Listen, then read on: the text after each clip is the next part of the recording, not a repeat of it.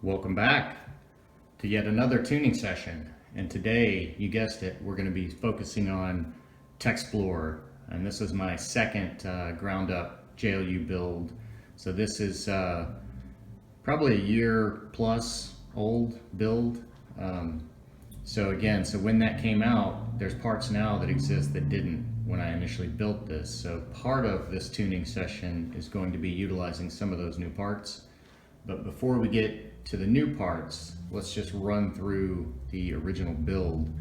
So this, like I say, was built way back when, so it was before high clearance links came out. So these were kind of custom links from In the Works RC. They're really heavy, big and beefy. You had to assemble them. They've got 3D printed link ends. I had to replace some of those with some purchased link ends with the brass balls. I did that on the steering links, but it's got an Emax servo, or a knockoff, I guess. Just a custom painted JLU body, Spider Customs, exo cage, plenty of scale gear, 2 spares, and this originally started with RC 4-wheel drive's silver Steelies. Because again, these SSD 8-holes didn't exist when I built it, but these were more of the vision that I had for it.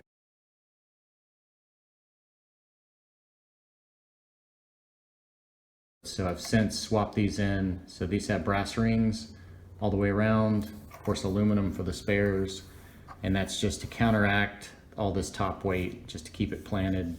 It's got aluminum axles, brass diffs, knuckles all the way around. Pretty much built out as well as you can do it. It's got the hot racing long travel shocks on there, and those were added a bit later in a tuning session. So those were not original, because this thing was built before those came out, or even oil shocks existed for these.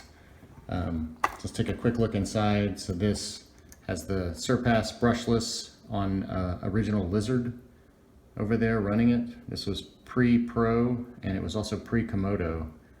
And I will say I still kind of favor this Surpass motor over the Komodo anyways. But RC 4-wheel drive CC hand fenders, of course all my wiring, cyclical switch. And I believe this front bumper is like a RGT. It's another brand plastic bumper that I've just got kind of tricked out with a faux winch and some cable. So that's kind of the starting point here, and I think we're going to get it on the scale, see what this weight is right here so we know a good benchmark, and then we're going to get into the parts we'll be adding.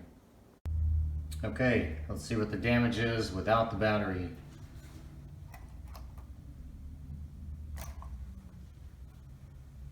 Oh, look at that. That's a weighty rig right there, 601, and not positive front bias either. So that's what we're working with. So I wonder what this is going to be with the battery. Let's flip it over to ounces real quick. 21.2 ounces, and we'll just call that 601 grams. So let me get a battery in here. Here we are with the battery. Let's see if it's got any better front bias. Nope.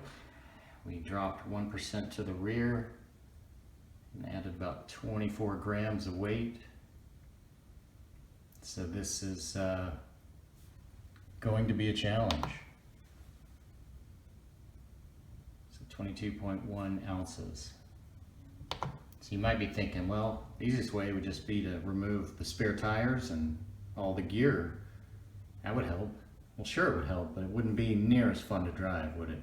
Now that we know the baseline, let's take a look at some of the tuning options that I've got here, some of the parts. So the first of which is going to start addressing that front bias, or at least leaning us towards a 50-50 maybe. So this is a front brass axle from Mofo RC, and I believe this is the version 3. So I don't think I've installed any of these.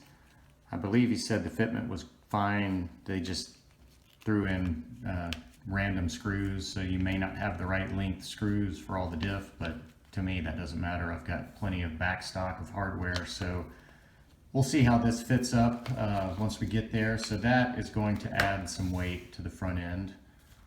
So the next item is going to piggyback that. So I've got this Samex brass Emax tray.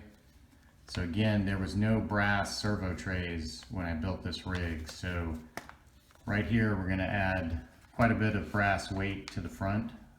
So that will help that 46% front bias, maybe to a 48, hopefully. And then the third item we've got here is the oil-filled long travel shocks. So these shocks that are on here are just the long travel, which I really am a big fan of.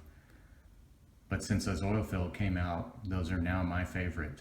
So with all that top body weight, there's a lot of spring, bounce, recoil, and body roll to this thing. So the hope is to get that damped with some oil shocks here, and then also in doing that, look at potentially lowering down the overall ride height a little bit.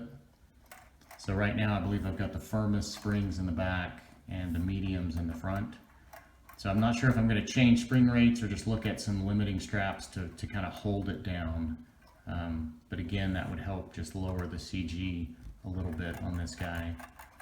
But anyways, I think we're going to dive in. First thing we've got to do is get this shell off. All right, we're about ready to pop this off. So one thing I like to do when I'm planning out my wiring is just realize that I'm going to take the body off at some point. So I make everything pretty easy to unplug. So you can see here, I've got everything disconnected right now. So I've got 2 ports over here for these 2 whips. And then I've got 2 going into the switch and then 1 split to grab the bumper lights. But all of those can just easily get unplugged, and then it's still just the 2 screws at the hinge, and this whole body can pop right off. And conveniently, everything is kind of held in place with the tension of that tire on the rack. So nothing is glued or fastened into that roof rack. It's just all kind of friction fit. Same on the rear, it's just friction fit in there, so that works out really well. So anyways, let's get this body off. Here we are with the successful removal of the body shell, and just super easy. 2 screws and everything unplugs, and it's ready to plug back up easily. So now with this off, I'm curious what the shell and all the gear alone weighs. So I think we'll have to look at that before we get it reinstalled. But I think for now, we're gonna set it aside. We'll get the chassis over here. And my God, look how high it's sitting now in the rear without any weight and these firm springs. So that's full compression. So this thing is skyjacked in the rear. And then I've got flex blades that give it a little more oomph. So I think the first thing we'll do is probably remove this aluminum axle housing and gut it. We're gonna have to swap everything over and get rid of this aluminum servo tray and get all of that swapped on there. And then I think we'll fill the oil-filled shocks and swap those on and take a look at spring rates at that point when we get some body weight on there. But one thing I did notice on the front end, and we'll look at that further when we get the axle swapped, is you can see there I'm hitting, I think I'm catching right there on the back of my bumper mount, and I've already chamfered those. You can see I've slotted my bumper mount for the servo horn, but I'm getting a little interference, so I'm gonna wait until we get that servo tray installed and see if that maybe changes the position of the servo at all, but likely gonna have to look at some clearancing on the front end to make sure that that's always smooth, there's no catch right there, and that it can always articulate side to side smoothly. But I think that's where we're gonna start, is the front end weight. All right, here we are. I've got the front axle pulled, as you can see, and I forgot I did have these +5 GPM axles on here with these big 15-gram patty weights just on the front axle. I'm just running spacers on the rear. So this was the first build, I believe, that I ran these on, and you can see I've taken off the kind of the back spacing there, sanded that down, and I'm running these inverted. So this is not the intended mounting direction. They're supposed to mount this way behind the hex and kind of cup around the hex, but they have to have room in the backside of the wheel to kind of go into it. So by doing it this way, you can see there's a little bit of rub there from contacting that knuckle, but doing it this way, you get a flat surface behind that hex. And if you look at these wheels, they have hardware that sits up past that hub face. So you basically have to do that to get engagement with certain wheels. And the RC four-wheel drive wheels I had before, I had full thin brass weights on the inside. So they were basically taking up all of that inner space around the hub as well. So that was the initial reason that kind of led to this setup. So I'm going to get this whole assembly on the scale before I tear it down just to see what this is, and then we'll weigh this one when it gets all assembled as well. So this is the Mofo axle, and you can see the 3 bottom screws are what it comes with, the sizes, and they are wrong. You can't use any of them. You need the longer, I think these are 12s for the top, and then you need these kind of medium length ones instead of these for engagement and the 4 lowers. And then they give you these small ones that are almost like little knuckle screws that would need bushings, but not going to use any of those. So these will get the diff on. And speaking of the diff, let's take a look at this. So fitting this on here, there seems to be a little bit of a gap here. You can see there if I can get to focus. You can see the gap. I can kind of wiggle it. So what I'm hoping there is if I sand off some of these little bearing tongs, those little half circle ends, I'm hoping that's what's pushing it up, and it's not the actual seat right here, the screw seat, it's these guys. So I'm going to see what I can do and sand that down and see if this will seat a little bit better. But the servo tray seems to sit on there no problem, and everything lines up with the screws, so that all test fitted well. It's just the diff cover doesn't want to sit flush. And I did dig out some brass hexes, so I can add a little bit more weight to this assembly as well and swap out these plastic ones that are on there. And oh, one last thing I forgot to mention about these newer Mofo axles. They come with a heavier brass diff. You can see here, a lot thicker than the old ones. So I'm going to see if I can't fix this, get this guy assembled, and then I'll weigh this up as well, and we'll see where we are with this new axle assembly. All right, with quite a bit of Dremel work, I was able to get this diff cover fully seated without any gaps. You can see it's tightened down. You can't see through it now. Of course, there's no gears in there, but everything snugs up and seats well. So I'll show a picture of that. It was just basically the screw seats on the inside of this diff, and then of course those bearing retainer tips had to be taken down. And then all is well. So that went pretty smooth, and got me looking at this one and just the thickness of that diff cover and the thickness of these huge in the works RC links. So this is basically my preset dual rate. It stops itself hitting the diff. So I'm hoping I may get more clearance with this Mofo diff cover, maybe not. I could always look at switching out these links.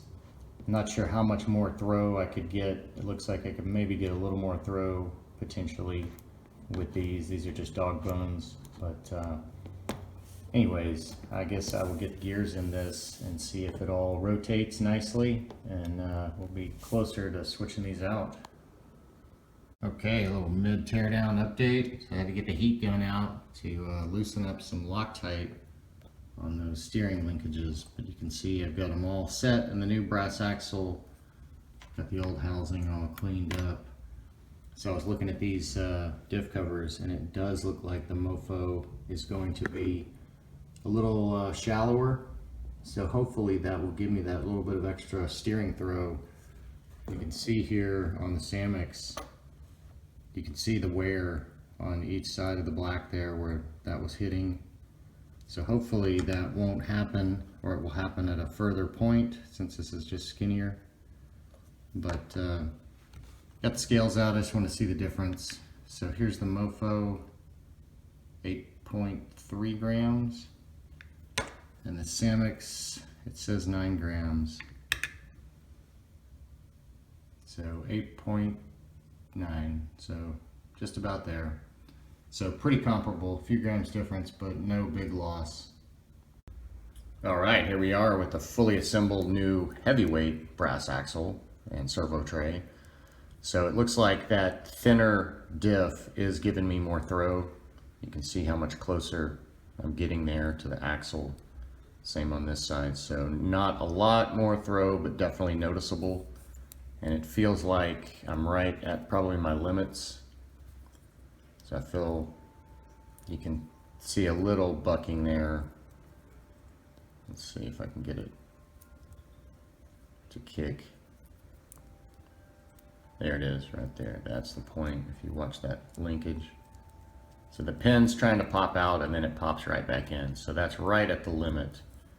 And then this side,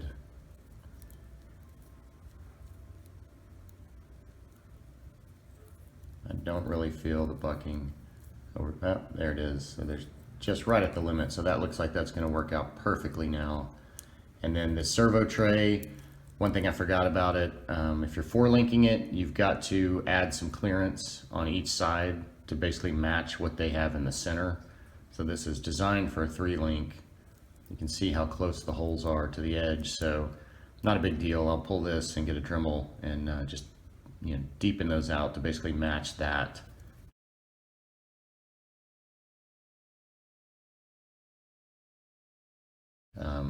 I don't really recommend these brass servo trays. The only reason I have this SAMX is because Mofo was sold out at the time. So I picked up a few of these and then he came back in stock, so I never ended up using them. But since this has an Emax servo, this will work perfectly for it. The mounts I recommend, of course, are the best servo mount ever from Mofo RC. So it's fully adjustable. You can see all this space here for the 4-link or the 3-link. You can see where your screw holes are there. So you've got ample room, small tray surface, and then you can move these posts forwards and backwards. You can also flip the posts. They've got a little profile to them, so if you need more offset to one side, you can flip them the same direction and kind of just barely move your servo left or right. So that's helpful as well. But just a super great system here. And a flat tray, so this is essential when you have those deep, high-powered servos. You cannot use an Emax tray with those. This will mount Emaxes and basically every other servo, but this will not mount the deep, like Reefs or NSD-RC servos. And then the holes here for the 4-link are lower, so the servo can ride over the top without interference. So anyways, little plug for the best servo mount ever. Okay, back with the SAMX tray modified. So you can see a little bit of Dremel work there. Got that down. So plenty of room now for that 4-link to occur. And then I always like to take a little Sharpie and go over any raw brass to black it back out. And I've got the micro nut backing up the passenger side screw. And I use a longer screw on one side and a shorter screw on the other side so I can run them end to end. And that gives me a nice little spot to loop a limiting strap right down the center. So I've done that in the past and it's worked out really well. And that's where I like to limit, is a center pivot. That way I still get full articulation, but I can keep the nose down. So I've got my little black rubber bands here prepped for that. But before we get this back on the truck, I figured we'd weigh this assembly and see what kind of weight gain we ended up with here. So the front assembly was 88.2 grams.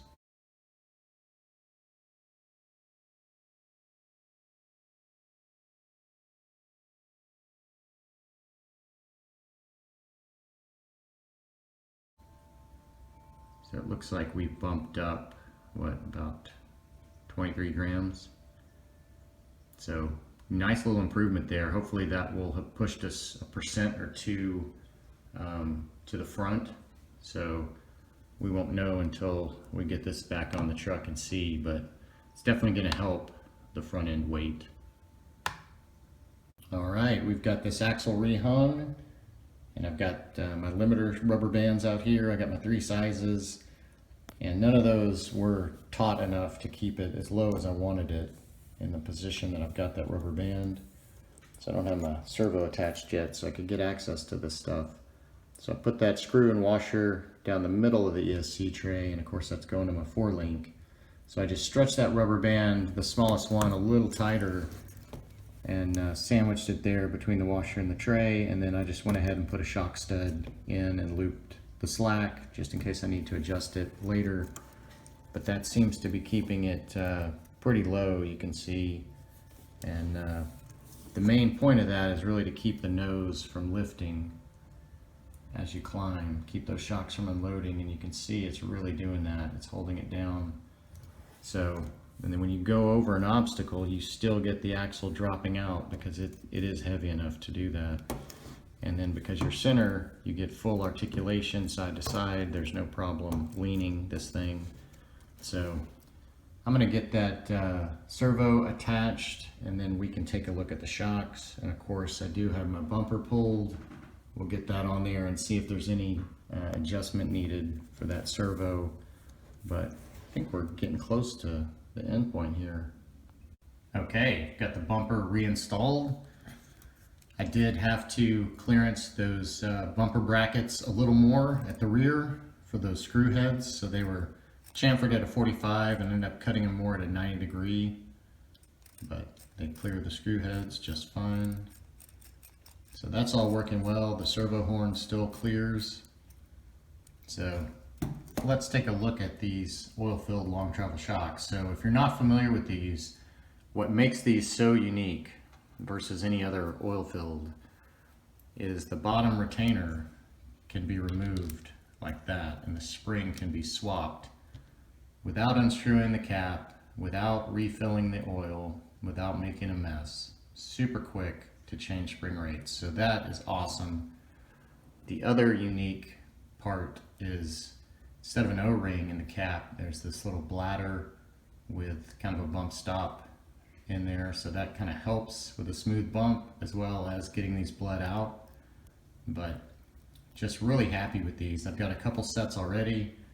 And like I say, I like their normal long travel, but these are even better with the oil, and especially with a heavy top heavy rig. If you've got a lightweight body rig, you don't necessarily need the oil filled, but with something like this, you saw how bouncy it was. These are really going to improve it. So I'm going to get these filled with 30 weight oil, and I think I'm going to start with the silver and gold spring rates just like I've got on there, and then we'll look at limiting the rear, and then we'll get the body back on here.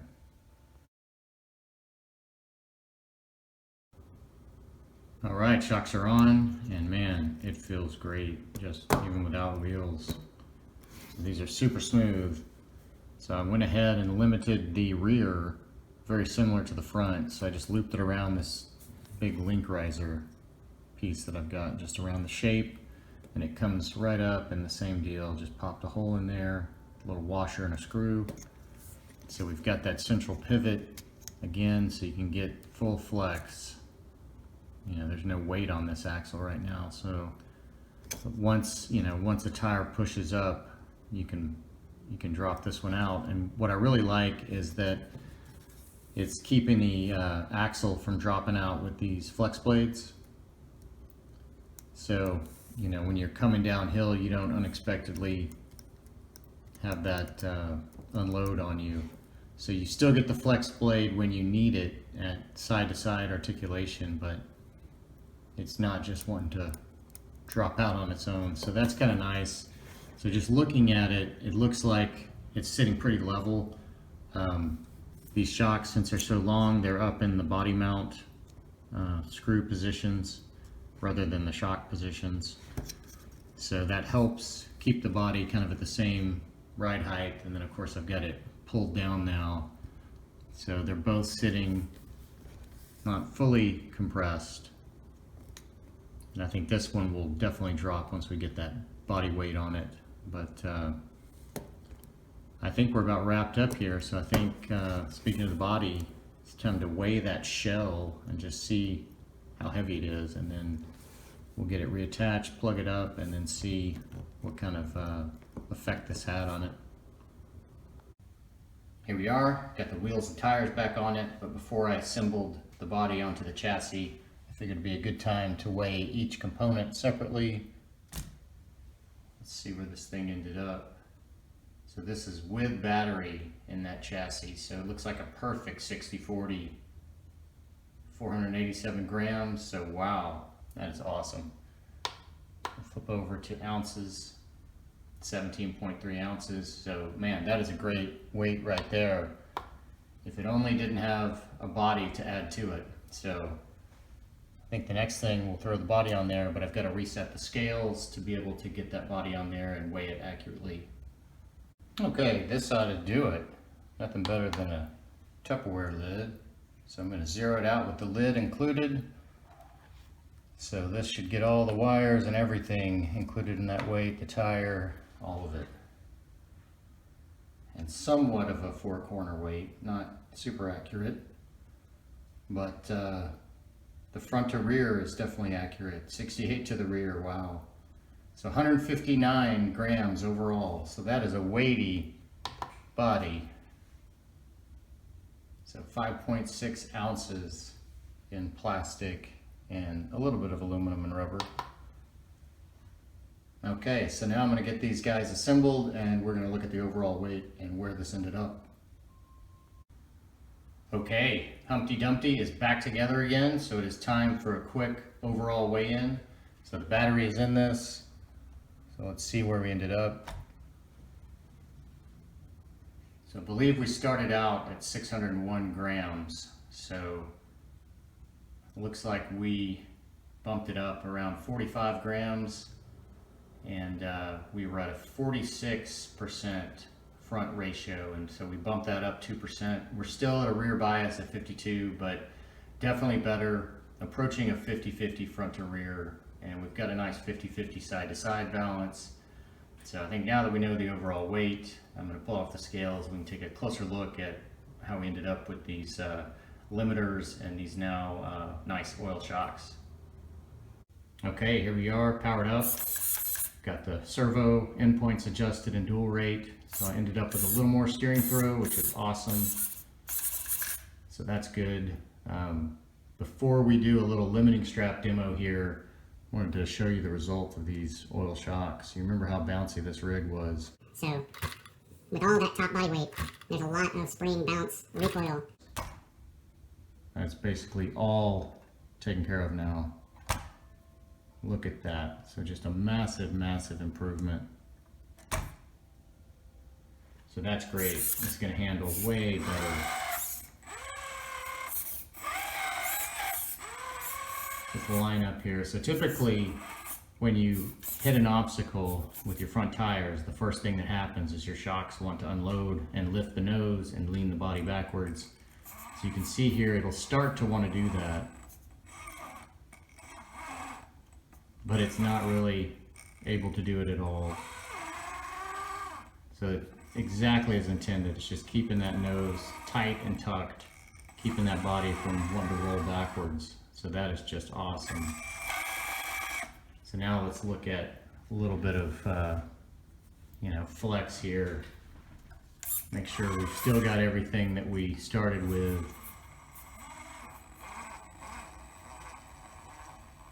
But look at that, flexing. Let's see if we can crawl this. I don't know if I can get around this slick plastic.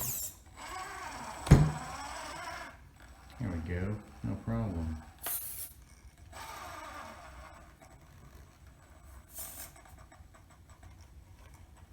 So controlled. Love this brushless system and the surpass motor. You just can't beat that slow control. And that control is everything, especially when you've got a very top-heavy scale rig that you don't want to be rolling over all the time. So I think that does it for the limiting demo here. So I've got one last little surprise before we wrap this thing up. Well, here we are, all wrapped up, end of another tuning session, and I had to sneak in some alternate wheels and tires. So you can see here, I've got these black D-hole SSD wheels on here. So I've had these for a little while as alternates for this guy, but I just paired them up with these RC 4-wheel drive Goodyear Wrangler MTs. So super scale tread. These are really good performers. They're about the same size as the Patagonias, same compound. And I've got those wrapped around some Crawler Innovations foams. So I've got soft cut down in the front and firms in the rear. And these are unvented. They feel really nice. So with these being SSD wheels, they've got brass rings in those. So I've swapped to aluminum for the spares. So there should be no weight difference between the original polished 8-holes. So great little alternate setup there. And I think the black works really well against that gray and silver. So that looks really nice. So I think that wraps up the wheels and tires aspect of this. So I think the tuning session has come to an end, and I gotta say, I'm pretty happy with it. I think it was a success. We got to 60/40 with the chassis, which is pretty amazing. Of course, with the body, we're nowhere near that, but we did bump it 2% to the front, so we're approaching 50/50. We got to a 48% front ratio, so that's not too bad. Definitely gonna help. But I think the big thing is going to be that suspension. So we've gotten rid of all of that bounce and really tamed that down. And then the limiting straps have lowered the whole CG a little bit by pulling it all down. And it's going to help keep that nose tucked on the climbs, and it's going to help keep that axle from dropping out, those flex blades in the rear on a descent. So all of that right there should be a whole new driving experience for this guy. So I think the final thing I'll probably do is retune the brushless motor on the FURITEK app, as well as update the firmware for that Lizard, because I'm sure they've got some updates since I've taken a look. It's been a little while, but once I get it set up, it'll be time for a test run. So look for that coming up, and hope you learned something. I know I always do on these little tuning and build journeys, but until next time, and as always, thanks for watching.